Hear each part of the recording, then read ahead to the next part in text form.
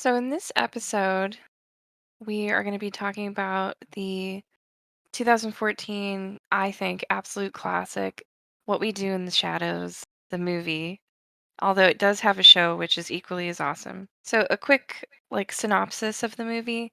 Um, it is a genre of movie called a mockumentary, and I think that's a really cool term.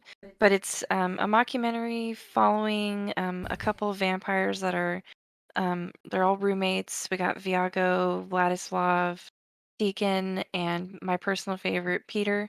And they all live in New Zealand.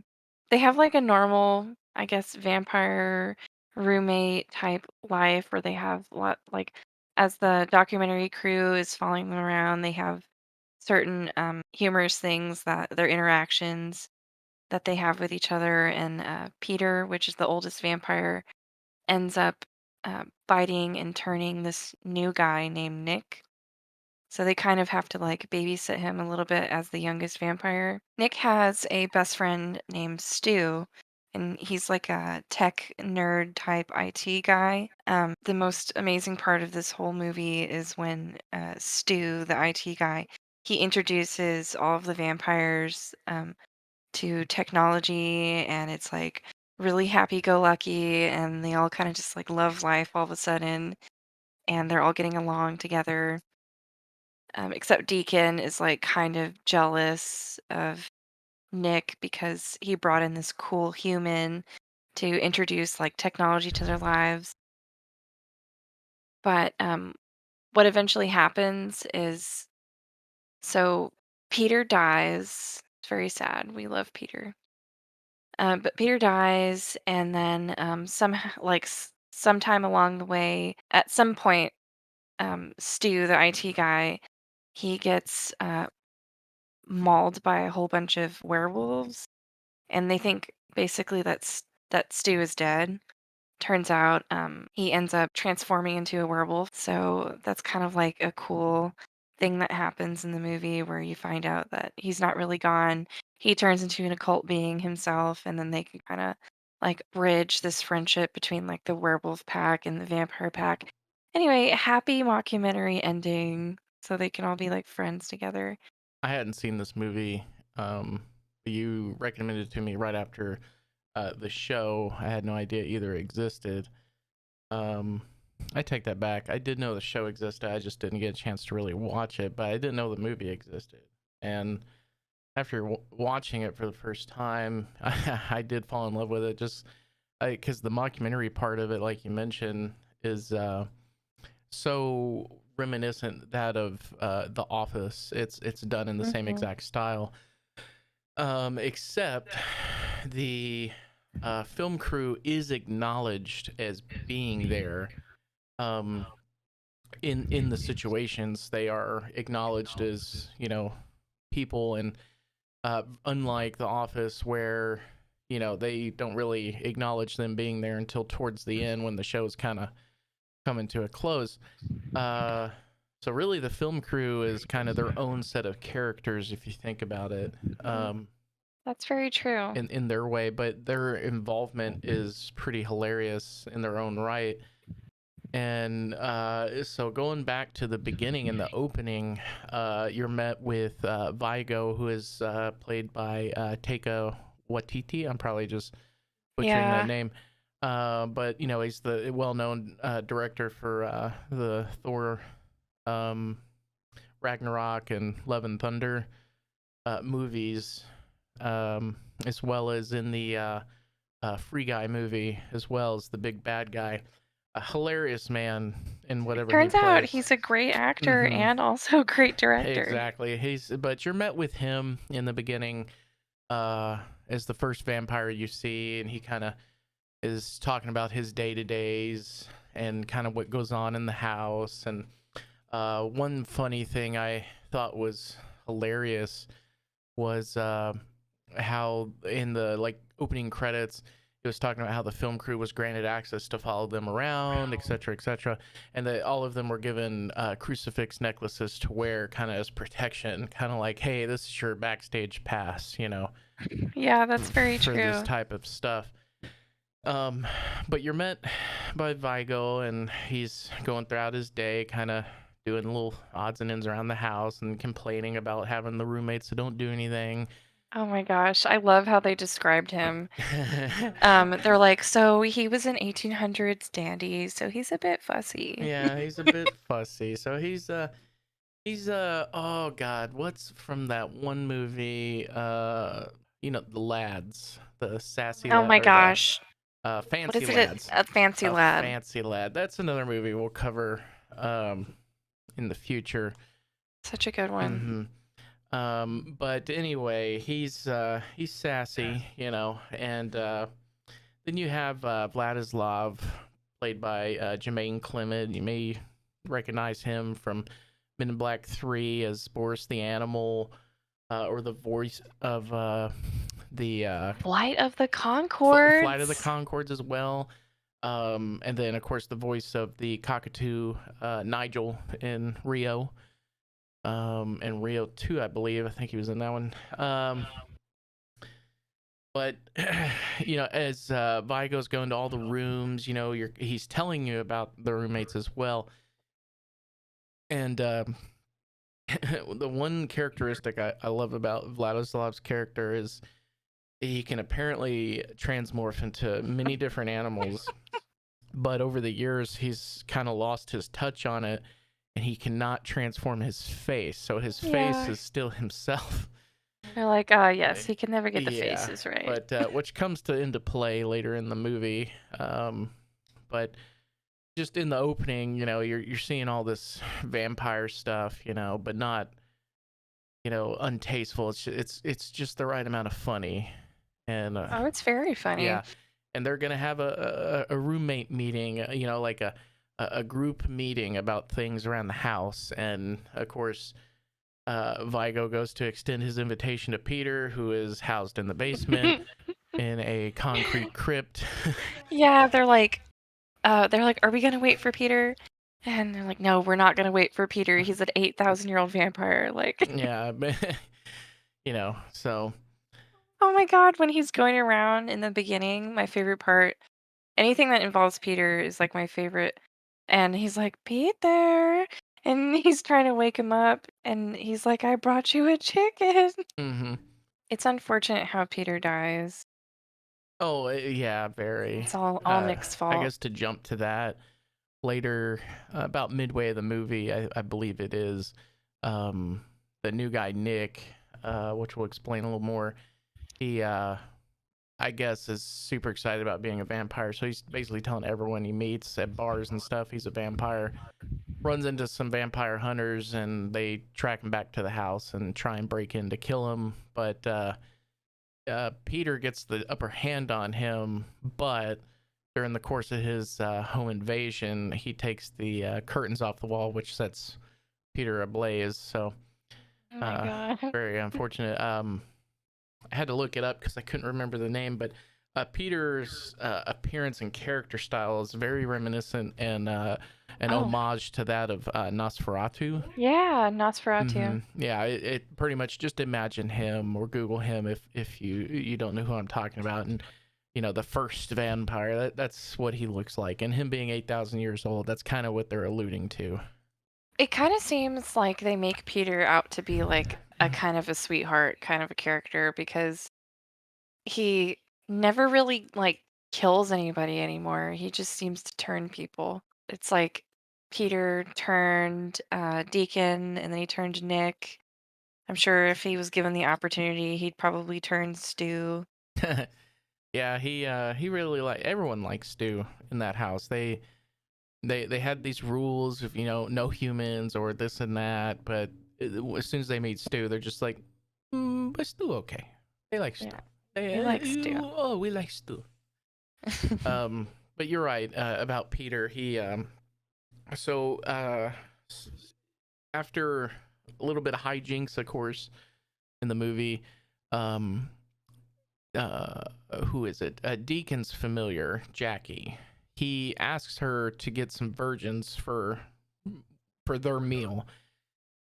So she calls up some people, I guess, she doesn't like, and invites him over for dinner, and they take him to the dining room and open up some pretty old looking cans of Was it SpaghettiOs uh, or something? paschetti, as Deacon says. Biscotti. How's your paschetti? Uh, puts and Vigo just dumps it on a plate, and of course vampires don't eat real food, so they think that's a delicacy to them, and uh, you know, Deacon proceeds to hypnotize Nick, who was one of the two unfortunate people invited, as well as some unimportant person who I cannot think of her name, Oh, I can't either. character's name. I mean, she's all on screen for all of maybe 30 seconds. Yeah, she dies like immediately. They don't Yeah, even so show it. they well, they kind of do the aftermath. But Deacon starts hypnotizing Nick into having a plate of worms, and then who was it? Vigo says something about his dick being gone, and of course he's like, "Oh my god, where's my dick? There's a plate of worms," and he runs off in fear and starts trying to leave. At that point, Yeah. he sees that Jackie, who invited them there, is leaving, and then he starts getting chased around by the vampires. He does eventually make his way back to the dining room and sees the girl he was with, you know, being killed and had her blood Right. drink.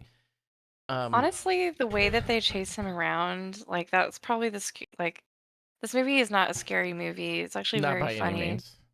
The only thing that is like slightly scary is the way that they played like all those hijinks on him to chase him around the Yeah, to house. Like chase they him crawled around. out of his backpack. Like they did all kinds of crazy stuff. So, okay, if you watched that scene without the audio, it would probably be more scary than with it, but it really is still just funny. Like they tried to do a good scary job, but they also remembered that it's a comedy, and like you said, he locks himself in a room, and they're like banging on the door to get in, and of course, one of the funniest parts, he just goes "fuck off," and they stop. Because they're in New Zealand, was where they're filming this. In case we didn't mention that, so they have their accents, but it's just you fuck off, and then they stop, and the next thing you know, a hand starts coming out of his backpack, and then it's Deacon coming out of his backpack out of nowhere. Right. Then he starts running through the halls, and then this is the part I mentioned earlier that Jermaine Clement has transformed himself into a cat, but because he can't do his face, it's still his face, and he's just looking at him, Right. trying to be all like, "Ooh, I'm a cat," and it's hilarious. He does eventually make it outside and starts trying to run away, but at that point, Peter swoops in and gets him. And the other guys are like, "Damn it, Peter got him." They're Yeah. disappointed They're they like, got their uh-oh. meal. But it was just a few weeks later, right? Not Right. months, right? They No, it transitioned. was a few weeks. So a few weeks later, they put on there. A few weeks later, Nick is now being interviewed, and he goes on to. He's sitting with Peter. Actually, now that I think about it, he's sitting with Peter in the house, and he says that a few weeks ago, he was there, and all that crap happened. They were doing some flashbacks, and that that Peter swooped down and bit him and took him to the basement, but then offered his blood to drink back, which in Oh man, what did he say? He's like, I thought that's what like weird Germans do or something like that. yeah, like a weird German thing. And but for those who don't know, that's apparently vampire lore. That's how you become a vampire, not just being bit, but being offered their blood to drink back, and that's, I guess, what seals the deal. So that's how Nick gets turned into a vampire. So now he's the new guy on the block, as they say in the house. And Deacon, who was also turned by Peter, is now, I'm gonna say jealous. I'm gonna use the word Oh, jealous he's super jealous. because Nick's from this time period, so he's in the hip thing. And when they would Right. all try and go out like to the clubs, they of course have to be invited in, so they never are. And they Oh, also dress well. they're pretty dated. Yeah, they're pretty dated, mostly. But see, all of a sudden they have Nick. He's their new like bad boy kind of guy, and he like knows everybody. Yep. So they get to go to these like clubs now and like But before they were always going to some vampire-friendly club, which was before you see it, it's being like kind of led on as super awesome, but then it's lame, like hardly anyone there. But Deacon likes going there because I guess he feels important there. And also Nick kind of like wears his same jacket, and I think he's like offended by it. It's just being replaced. Yeah, he probably was getting that uh, replaced kind of mentality going, and Nick was being very boastful, about being a vampire and not understanding that uh, even though it's new to him, he needs to be careful who, when, why, knows, because that could symbolize the end of everybody, that's a Hmm. vampire, and which does happen eventually, as we mentioned, where he tells a group of vampire hunters, and they do come to the house and try and kill him, but Right. Peter, unfortunately, is the only one to die. I mean, Deacon had a point. Yeah, he did wear a really nice jacket, so, and then Mhm. Nick goes and steals the style. He's like, but I wore it first, Literally, like way back in the day, as he was walking around trying to sell his wares. Right, and he saw the castle, and he was like, Huh, "Looks like a good place to sell my wares." exactly. But right after that is when Nick brings Stu into the picture, and then all the guys just well, Deacon wasn't as accepting, but still liked him. But pretty much they all just kind of fall, head over heels for him, and they're like, and Well, for the first time, they were introduced to like what was it, like Skype or something, and mm-hmm. so Viago, he's able to like finally talk to his familiar that like messed up his love life by shipping him really far away, and then yeah, they could see themselves in like webcam reflections finally. All right, yes, you're right. I forgot about that part. That when in the sequence when they were starting going out clubbing, and this is before Nick. Um, since they don't have reflections, they always either had to draw pictures of what everyone looked like in their outfits, but it was really never very good, and it's hard for them to kind of figure out their fashion. But as you mentioned, now they have webcams and they can see what they look like after all these years.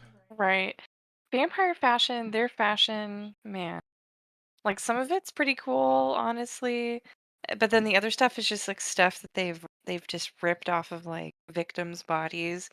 So he's got like all kinds of clothing, like furry boas, army pants. Yeah, and then not to mention all the ruffles and the ascots and things like Right. that. And of course, Vigo mentions that a lot of times their clothes is ruined due to blood. So usually they just kind of take the clothes of the victims, usually because they're not going to need it. So that's how their fashion changes from time to time. They are pretty messy, weren't they? Yeah, especially Vigo. He was very bad at actually being neat about it. It seems like every time he fed on somebody in the movie, he just was doused in blood. Terrible. Like Yeah, he he was just so terrible made a at it. mess. Poor guy. Yeah. I just found a nice little fact. So the guy who plays Stu is actually named Stu in real life. Oh, they did not try very hard, I No, guess, because just a he's human. just so cool. He's just cool in Mm. real life. Like I am still. I really like the part where they go to monster dance thing where they meet Vladislav's ex The girlfriend. Beast. Yes, the beast. And you get to actually like see all the different occult monsters that are within this like movie world. And so there's like witches there, like ghouls and zombies and stuff. And they're all kind of just like staring at Stu because they can either smell that he's a human being or they just don't get the vibe that he's one of them. Um, not quite at first. So they all thought he was cool. Everyone he was talking to, they just liked him. They Hmm. just for some reason he just has this aura of coolness. Right. And people just take to him. But yeah, you're right. After the Beast finds out, uh, Vladislav's ex, then shit really hits the fan. Right. Basically, the guys brought him there as like a +1, and Right. but no, all the other vampires and zombies and everybody was like, nope, you brought us food. So then it became a little hassle to get him out of there real quick. Yeah. I think that's when they ended up crossing paths with the It werewolves. was. It was a full moon night, and they do this funny thing where they don't swear. So they're like, "We're werewolves, not swearwolves," and they're very like cautious. They're a cautious group of werewolves. They tie themselves up to like trees when on full moon nights. So they're crossing paths with them, doing their thing, and I guess they just ran out of time. The dudes were just transforming, so poor Stu became a victim to that, or so they thought. Right, and a cameraman as well. Oh An yeah, that's right. unfortunate cameraman, Right. which I still want to call a little bit of bullshit on that even being a thing. But it is possible the crucifixes that were given to them may have not been made of silver, but you Right. would assume somebody would have taken that kind of precaution. But still, I guess Guess it wasn't good enough. it was just protection against the vampires, and no one thought to do double duty on that. But that's okay. A cameraman gave his life. Supposedly, we don't ever see him turn into a I werewolf. But know. yeah, Stu was taken down. He had been carried off by the EMS people. But later, after where you think he's already passed, is when they do a flashback, and he actually wakes up off the gurney and takes off. Mhm. And then he's the olive branch that helped bridge the werewolves and vampires, and It's true.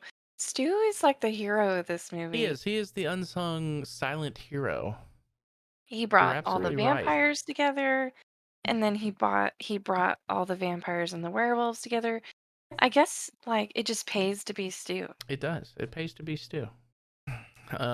Another funny moment, I guess, to circle back to, I rather enjoyed was, so Deacon and Nick, of course, are at each other's throats. No pun intended. Ah. And they eventually get into an argument and are kind of in the kitchen, like flying around, beating each other up. And for some reason, during the course of this, someone can hear them fighting, but never hear people screaming for bloody murder for their lives in this house. But I'll never understand that. But they heard them getting into an argument, so called in a domestic. Police show up. And who answered the door? I think it was Vigo. Yeah, he did. And basically hypnotizes them, saying you won't see anything out of the ordinary. Starts escorting them around. They go to the kitchen. Nick is still flying up in the ceiling, and Deacon's holding on to him halfway in the air. And of course they're not bothered by it because they don't see it Right. out of the ordinary. But then they keep doing that classic comedy thing where they go, hold on a minute, and you think they're going to acknowledge the obvious, but it's something else. Right. And they keep finding What was it? It was the there was no heat fire or fire something. alarms or Fire something. alarms was one. Basically standard house infractions, I guess you would call them, or home safety things. Yeah. Which When the vampire hunter is on the ground, they're like, "Well, look at this guy here," and they're like, "Oh yeah, he's had way too much to drink." yeah, the They're dead like, "Well, vampire hunter in the basement, and they left. And then yeah. oh Oh, what's that smell?" And they're like, "Oh, we were barbecuing." yeah, they don't see Peter's charred corpse at all. But they see the outlet was Oh, right above some flammables or oh my something. God, yeah. Yeah, and it wasn't until after watching this movie for the second time with you that I realized when he said you won't see anything out of the ordinary. Of course, in my mentality, it's like, well, they shouldn't see anything, right? They're just in and out, Right. right? But then I was like, wait, nothing out of the ordinary. So that would mean all the vampires and things like that. But seeing all these like standard House yeah, infractions. house safety Yeah. things. Those are normal. Those are actual ordinary to them. So that's why they're seeing them. I'm like, oh, Right. duh. That's such brilliant writing, It is. and it just, of course, I'm over there, you know, being smooth brain about it. But yeah, but it's okay. We got there in the end. I think this movie is a gem, and I love British comedy, and I don't know. I think they did a really good job with the mockumentary style for this. Oh, for sure. And I'm a huge fan of The Office. Um, it took me a very long time before I actually watched it. Like the whole show had already come and gone by that point that I actually watched The Office. But when I did eventually watch it, it just, I can't really explain it. It just had all those right hits for me as far as the comedy, the emotions, everything like that. The writing is just, it was really good for me. And the film style, the mockumentary style, they did such a good job of Oh yeah. being, hey, this ain't even though it was a big production thing, it's a movie studio doing a TV show, they did a good enough job of making it feel as if I am watching a camera crew actually follow these people around. Right. I remember, I'm sorry, I'm going off on a tangent on The Office, but they did have some interviews with the cast after a while, and Brian, I can't remember his last name. He played Kevin in the Oh show. yeah. He was being interviewed, and he basically said that all the cast had to do a method acting style thing for the show where they would actually come in early, like an hour or two early, and just sit there and pretend to work in an office because the director kind of wanted everyone to feel that was their actual job. I So that think that's genius. exactly, and I think that paid off because that's how it conveyed. And I apologize again for going off on that tangent for The Office, but that circles us back to this: that even though this started as a movie and how they did it for the movie, they did a fantastic job. Now they Mm. probably had The Office to look back, both British and US versions. By this Right. time they had both already run their course, 2014. And they had that as inspiration and were able to pull that from it. And it worked Do for you it think? being a movie. Yeah, that's true. Do you think mockumentaries are mostly a British comedy thing just because of the popularity of The Office? Uh, I don't even know if this qualifies as like a British comedy because they're New Zealanders, I guess. I mean, back in the day, they were all colonies of Britain, including us. So I don't know. But they do have a lot of mockumentary stuff. But I would just say the niche of mockumentary is its own category that anyone can really take the time to master if they do it. So, but this particular group, they did a fantastic job. And even though the special effects in it weren't easy, I would say, they weren't overly complicated either. So I would say, again, for anyone who's not seen this movie, it is definitely worth a watch. And Especially if you like the show. especially if you love the show, which we'll talk about in a moment.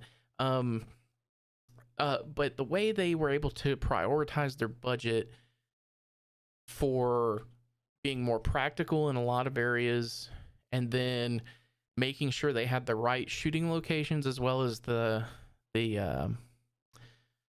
clothing and the costumes, for Hmm. everything.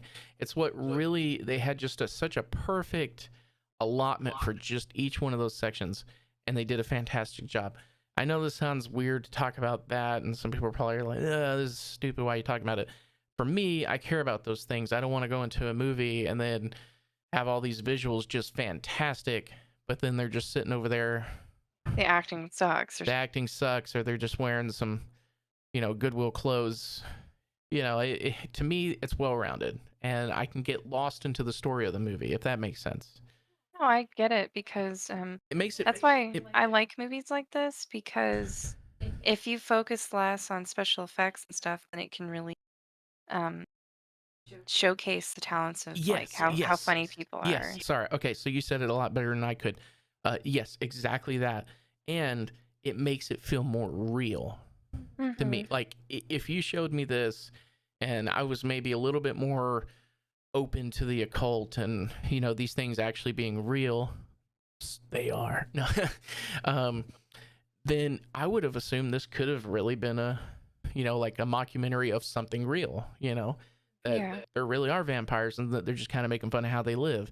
That's kind of what they do, and they do a fantastic job at it. So props to them, props to the whole crew, props to every actor involved. They did a fantastic job. So I guess we can circle now to the show, The TV to the TV show. show, which to kind of give a, uh, I guess like a, They did do a nod to the movie because in the TV show, I don't think we had kind of like made that connection until we watched the movie again. But they did a nod to this original movie because these three flatmates here, they are part of like the Vampiric Council on the TV show. So they show up in maybe like two or three episodes. I think, yeah, Taika Watiti is in, I think, two, same with Jermaine Clement, but I believe the actor that does Duncan, I think, is only in there once. I think when they do all three of them. Um, Yeah, but just to kind of, I guess, give some transparency on us covering the TV show. So we are going to try, I should say, to stay more movie oriented in a lot of the reviews that we do. But we've kind of come up with a soft rule for Sophie and I of if a movie or a show, or I guess I should say, if a movie ends up having a TV series with it, or if a TV series ends up having a movie, then it counts. yeah, we'll let it bridge and it'll count, and then we can talk about the TV show. Um, so what we do in the shadows, they have a movie. Some of your other favorite TV shows, if you just think, SpongeBob, they had movies, so technically that Sure. would count. And we could talk about the shows. This way, it kind of helps focus our efforts onto movies and those that are great. So otherwise, there's so many TV shows out there I'd love to talk about. And hey, maybe in the future it's something we can change and do different. But for right now, this is kind of the scope we want to go with moving forward. I think is fair. Right. No, it is fair. It's definitely. Mm-hmm. Do you want to take us over onto the show? Just kind of cap us on Oh, that. it's also kind of mockumentary style. So they carry over like the same kind of humor and energy with being filmed and everything because they always have a film crew and they always do that thing where they look directly into the camera and like say stuff sometimes. So let's see. It's also a group of roommate vampires. That seems to be the thing that they do when they come over from wherever they are from. They just kind of all flat together in hopes of taking over whatever city they're in. So you have to help me remember their names. Yeah. Their character names. Yeah, character names. Well, of So course you know Laszlo. I right, mean, Laszlo. Laszlo, and then Nadja, their We husband love and wife, we love Laszlo and and then there's Nandor, that's right, and Nandor, then Colin, Colin, and and then Nandor's Guillermo. familiar Guillermo de la Cruz, Right. Who is a ancestor of the greatest vampire hunter of all time. Van Helsing. He has Van Helsing blood. Right. They don't find out until later, but he's like a really badass vampire hunter. But somehow he just really wants to be a vampire.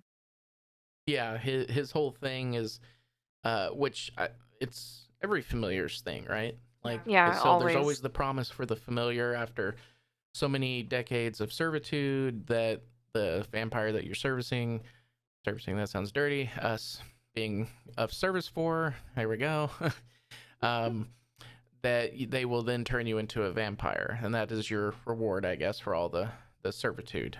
And that's Guillermo's ambition. He's always felt like he's a vampire his whole life, as being young, and that's his life desire. Right. That's basically the synopsis. I mean, they have a lot of antics that they get into. It's very funny. They have like different issues every episode, it seems. They kind of figure things out as a family. Because even though they're not related, they kind of are like a family. They're very close knit. Of course, they've been together as a group for like thousands of years. Um, I believe they're in New York. Yes. So, yeah, it's very funny. Like, I recommend this show all the time. You don't even have to be a fan of vampires to enjoy it. Yeah, it so at the peak of COVID getting really bad, the show was really starting to make its mark. Of course, I wasn't able to watch it at that time, but eventually Sophie was like, "Hey, we really got to watch this." I'm glad she did because it's hilarious. It's just one of my favorite shows right now. I am happy to report for those fans out there that we do have up to season 6 has already been ordered, which So excited. I think just finished season 4. So season 5's on the way. So we do have more antics to come. But there's so many different scenarios going on. That's one reason why it's hard to talk about a TV show kind of in one lump Mhm. sum, because you do have your overall story arc that takes the entire season to even entire series to really take off. But every episode is going to be different with a one episode type of plot. Right. But the overall static plots that have been going on for a while, of course, Laszlo and Nadia, their husband and wife, they're just really awesome. They're awesome characters. They're super awesome. And Nandor, he's like an ancient prince or king, He was like an an emperor. emperor, and so over the years he's kind of lost sense of what that meant to be, and he's just been kind of a like Vigo. He's just a prissy boy now, even though he was from way before that time. He's just forgotten the old ways. He even forgot his own native language in one episode. Oh my gosh, yeah. Well, he's been living in New York for a long time. Yeah, but no matter what he tries to say, he's really sweet to Guillermo. Uh, He secretly loves him. he does. He really cares what happens to him, even though a lot of times he says he doesn't and tries not to convey any kind of emotion, but he does. You can tell deep down he does. And it's been and hypothesized by myself that he really hasn't tried to turn Guillermo into a vampire because he just really likes Guillermo. But then of course the show conveys it's just because they like to utilize him as a a It's just not slave. fair. Yeah, it's just not fair.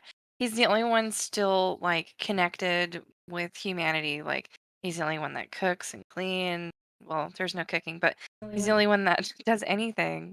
Yeah, and there was one point when Guillermo quit, right? Yeah, Because he got he so was having a pissed, and in tantrum. that time the house went to shit, right? I believe is what happened. And he comes back. He's like, "I've only been gone for this long. How did the house get so messed up?" And um, yeah. But then now you have Colin. He's the other roommate. He lives in the basement, and he's boring as shit. But He loves it. I'm only saying that as a descriptor as to what the show is saying, because really, though he's quote unquote boring, he's one of the funniest ones. He may be the most powerful. Yeah, well, at one point he was. His brain swelled up so big he didn't have to. So he's what they call an energy vampire. So in the TV show, they introduce a different type of vampire than the standard one with fangs. Before watching the show, I never understood, I guess, that there was differences. But energy vampire, they don't bite your neck or take your blood or anything. What they do is drain your energy, and depending on what type of energy vampire will depend on how they do it. Colin just Oh, bores you to death with useless facts. oh my gosh. Yeah, and at one point I forgot exactly what happened, but he got so powerful that his head really did like swell up, almost like Yeah. Megamind style. Yes. And he didn't even have to talk to anybody anymore. He just looked at him, and he would like drain 20 people in one go. Right, and they just fall over. Yeah, it doesn't kill them. He might have killed people. Maybe. But they don't tell you for sure, so presumably they're not dead. Could be That's so though. funny. It's hilarious when he does it to, to his roommates because he'll be sitting down talking about like some of the most boring things that you could ever fathom. And Laszlo and Naja will just be on the couch, like completely lethargic. Like, he's draining us. Yeah. And they can go out in the daylight. They can eat. They're basically human, but can live forever. It is the best way to put it, because they don't have any of the downsides to standard vampires, and And he's only ever met one other person of his, that one kid. Yeah, he only met one other energy vampire, and that was later in the season. I think season 3, because they were talking about it, because they were like, "Do you even know anything about our past?" And none of them really do. But that was a whole cool story arc in of itself. Again, one of those that kind of has been leading up from the beginning rather than episode to episode.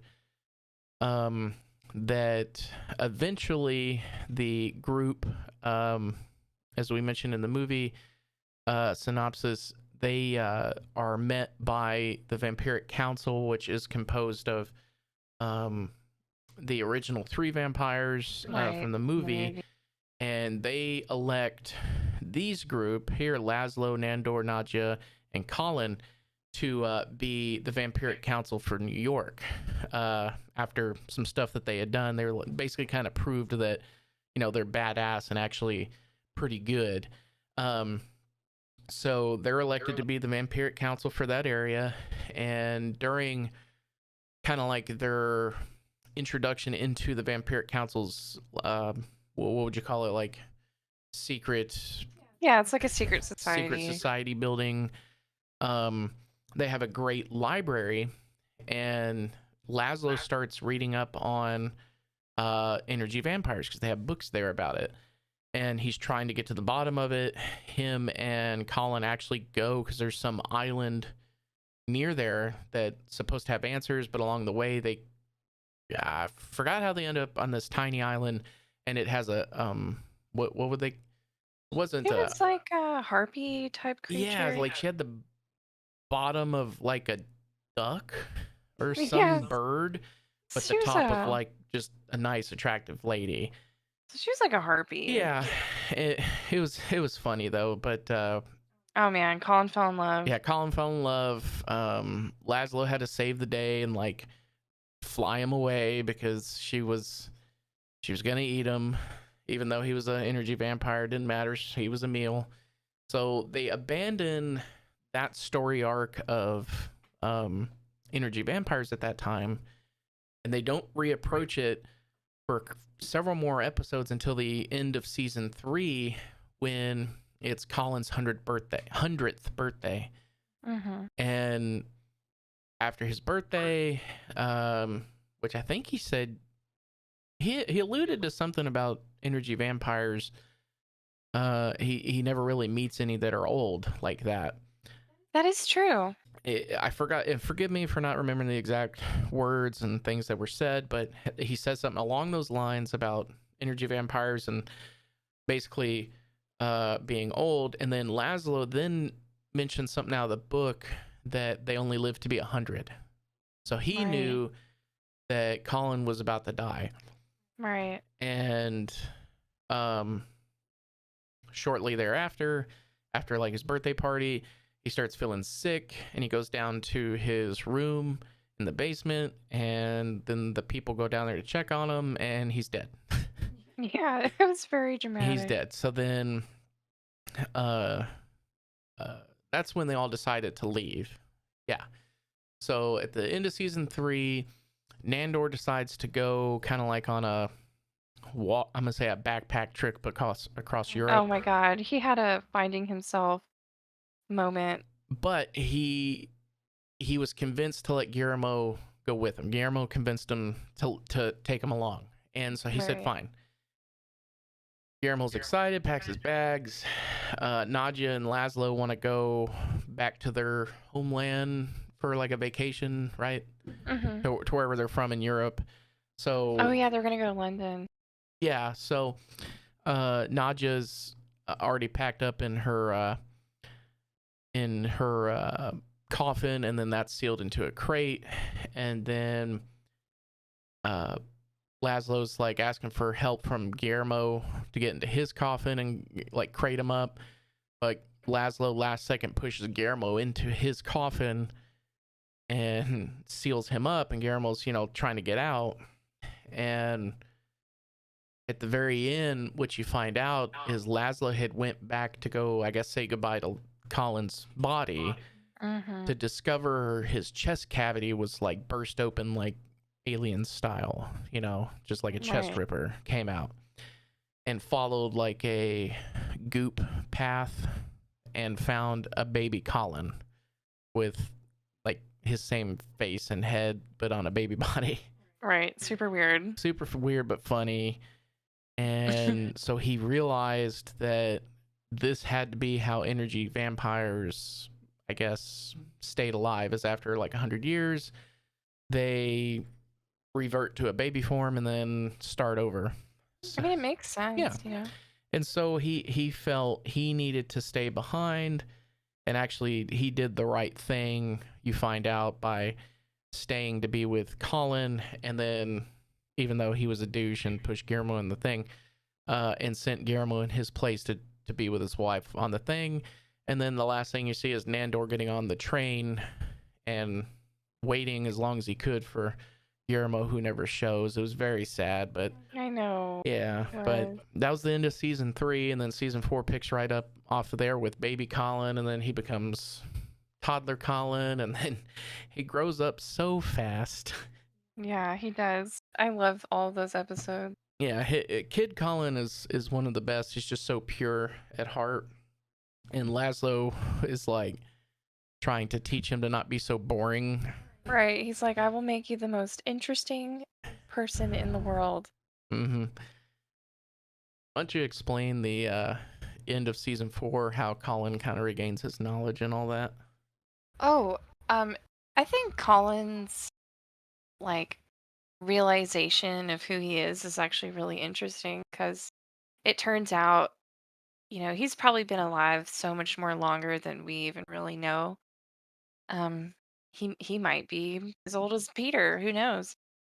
But he has a secret room in his basement where he left himself a secret note, certain places to hit a hammer on the wall because for like his entire second childhood, he was obsessed with like destroying the walls in his room. So it turns out it was actually like a secret passageway that led to a room filled with composition notebooks because apparently he has written down every single thing of his life that's ever happened. All of his knowledge was written down analog style, every one of these notebooks. So it kind of just ends with him on that particular episode going through every single book, relearning everything that he's ever learned or ever known in the past. And he just shows back up like nothing ever happened.